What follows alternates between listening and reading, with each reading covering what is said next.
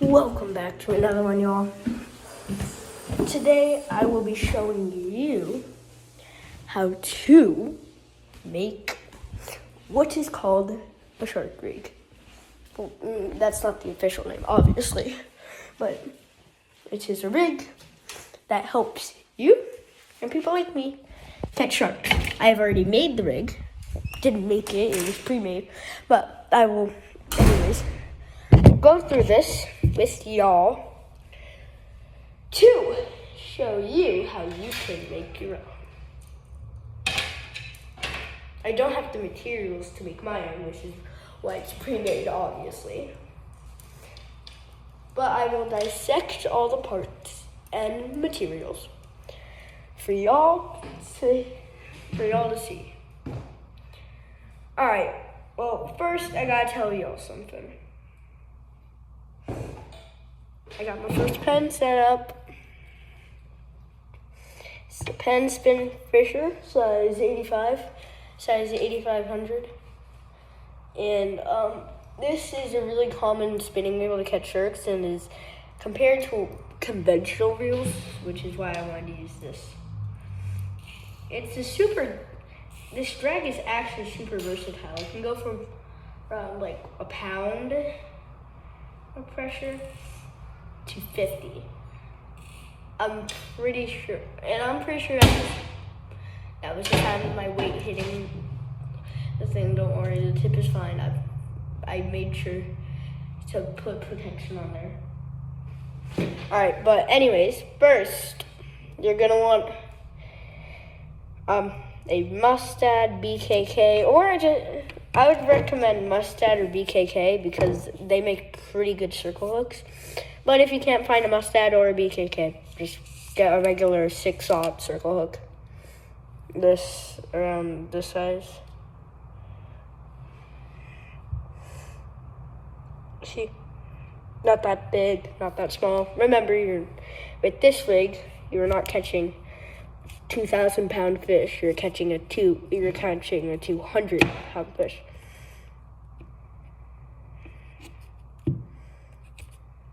This tip is I'm sharpening the tip a bit.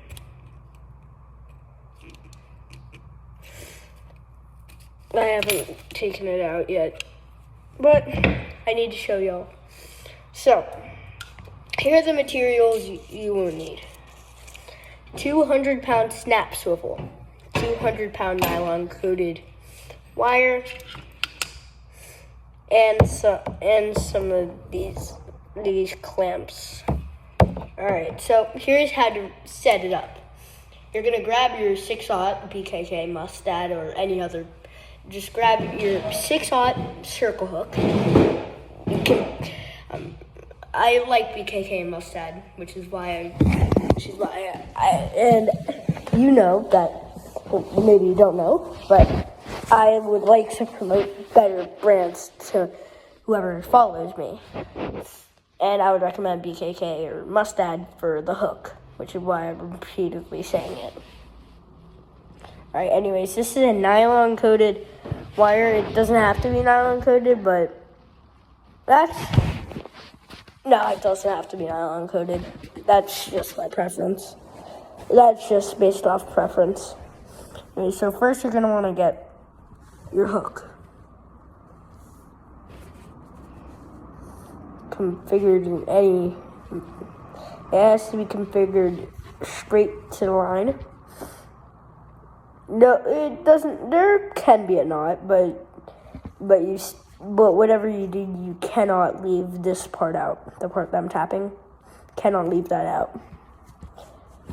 Alright, so anyways, you're gonna loop it around, or if you're a safety Timmy, you're gonna loop it around and make a knot, and then you're gonna do that, right?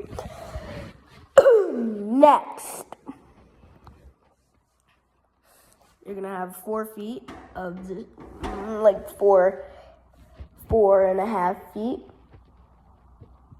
of this nylon coated wire, or you could do 5 feet. It's, again, up to preference. but don't make it like 1 or 2 feet. Then the shark will completely just dismember your rig. All right. And if y'all, and just a quick side note, if y'all are wondering what rod I have on here, I got the Spinfisher 7 rod as well. So just in case y'all are wondering.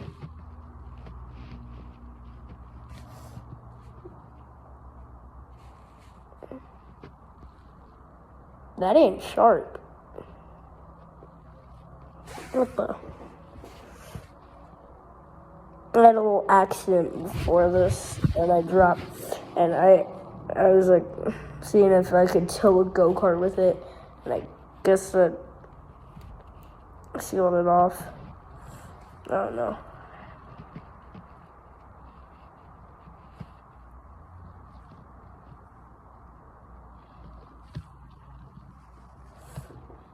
It should still penetrate the mouth of a shark when you're yanking it at 500 miles an hour. Anyways, there are a bunch of great qualities about the rod, if y'all are wondering. It's very sensitive, that I will tell you. Alright, so, next, let me just loosen the drag so I can, because I don't want to mess the line everywhere, so I'm just going to take out the drag.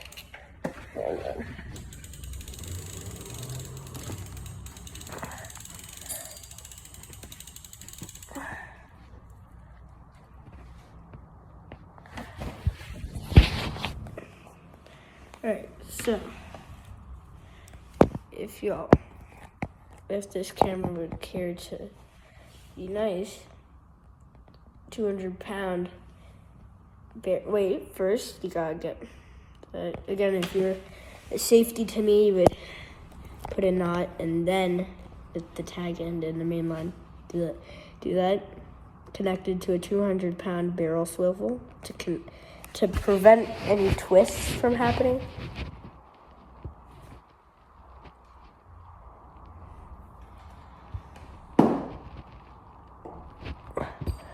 Alright, so now after that,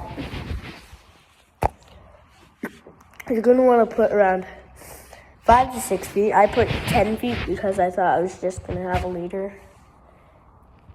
Yeah, that's a good 10 feet.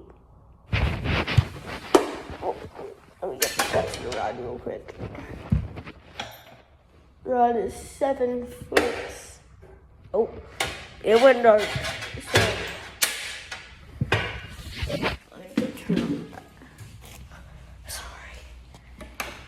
So, motion lights. So if I'm not moving for a bit, it will detect that and think that there's nobody in the room. It's awkward. But I put 10 feet because I thought I was going to make my own, but then I realized quickly I did not have the materials. Alright, something about this knot is just not sitting right. Sorry, I'm a bit paranoid. I don't want to lose a shark because I tied because I didn't tie a Palomar tight enough.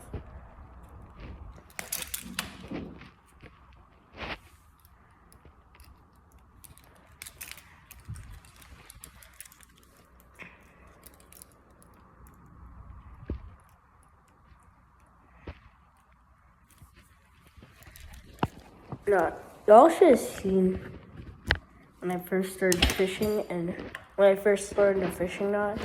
Brother, I could not tie that thing tight enough. One time I think a knot twisted in on itself because it was so tight. It had about 200 pounds worth of...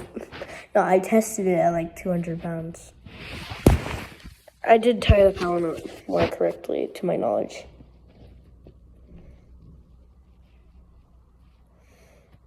I don't know. It's worked so far, and it's not break. It doesn't show any signs of breaking. Almost just cut myself. Alright, so anyways, then I put on a 4 ounce, but it could be a 2-3 ounce, or it could be heavier, like all the way. Okay, minimum amount of weight is 2 ounce. Maximum amount of weight is 8 ounce. I think that's reasonable enough. All right, I'm using 40 pound because I'm only going after 20 pound sharks, like 3 feet long, like not really that long. And the only reason I say nylon coated is so then it's not dissecting your wire like it would braid. And since wire is just so much stronger at such a thin diameter, like if y'all would see right here, 40 pound nylon compared to 40 pound mono compared to 200 pound nylon. It is almost the exact same size. It's like barely any thicker, which is why I love it. So anyways, enough with that. And you might be wondering, well, why don't you just tie it directly to the braid? We'll see. If you get a big one on, you don't want the shark to whack your thing and then the edges of it to be rubbing, and then the edges of your weight to be rubbing up against the braid, which is why I have a mono leader attached to it usually. That is just so then because even though braid is better on rocks, like it's stronger against rocks. It's not really like if like you were to just put it up against a bunch of little needles, or like an edge or something, it would flatten out and like spread out like a wire, like what's it called? Let's see, I have 50 pound on here, and Alberta knot. Even though it may not look like one, I made sure that it would be somewhat similar to an Alberta. Okay, if I'm being honest, I tied a homemade Alberta knot. Don't judge me, even though the knot is really easy. I made a homemade one. I'm sorry, y'all. I had to. But it's my new favorite leader knot, I will say. Alright, so anyways, that is the shark rig pretty much. Also, when you're shark fishing, I know this from experience.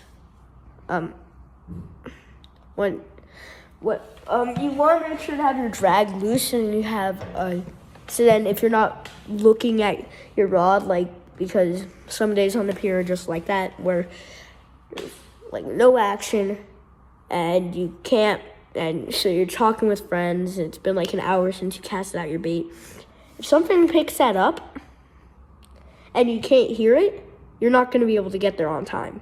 I know this because I had a sand, not a tiger shark. I had a humongous, like 400 pound lemon shark go for my bait. I was going heavier that time. Like I had about 6 foot of this material. But this was like a year or two ago. Back, I used to fish for heavier stuff, but then I moved over here to this house where there's smaller sharks.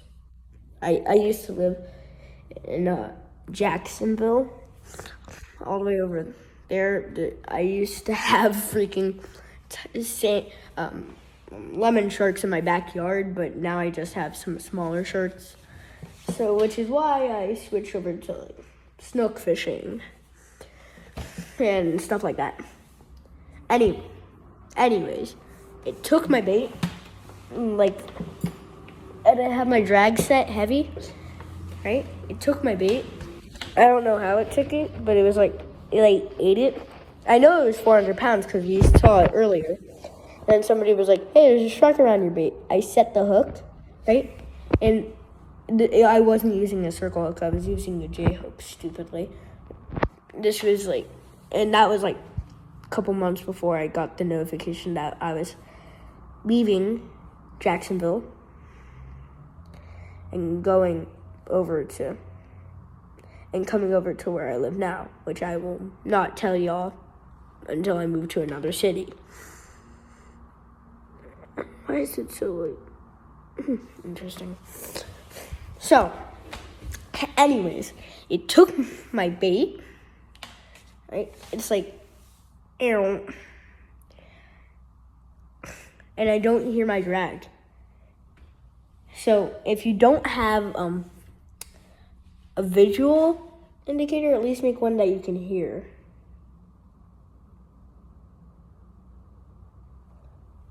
Always have a visual or a indicator that you can hear, like setting your drag really, really low. So anyways, once I got over there, I picked up the rod and I set the hook, and the shark had already swallowed all of it. I had to cut off about 5 feet of line that day. I had to retie, and I had to cut off the entire rig because of how long that shark had it in its mouth. And it took about an hour fight. It was fighting so hard. I feel horrible to this day, which is why you should always have an indicator, right? And then the next day, I go out fishing, and I'm like, all right, yeah, I'm gonna have a visual indicator, so I'm gonna have an indicator that I'll hear, right? Except there was a bell. These things, sometimes they'll pull straight out instead of shaking their head. I'm a bit sick, which is why I'm not posting anything outside. So instead of shaking its head, it only shakes its head when it's on the hook, right? So it wasn't shaking its head. It was just going straight. So, and then my drag blocked it, went out, and I was like, I don't remember casting out this far. And only goggle eye that anybody had caught on the pier, and anybody was going to catch on that pier, was ultimately lost, and nobody got to see even a fight because I had been ignorant and not had my drag set low, which is why y'all should do that. Anyways, enough of me yapping about my own stories. I'm gonna post this on YouTube now. Let me know what I can. Oh.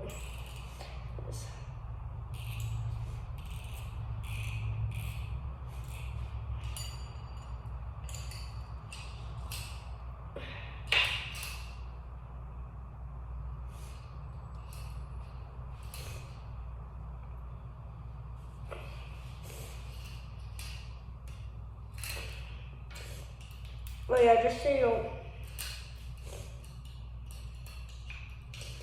don't know, you're like, how is this your first pen setup? I meant this is my first pen setup that I bought after I was conceived. What is that? I think I got bitten by a tick, y'all. Ow. Ow again. Anyways, see you on the flip side.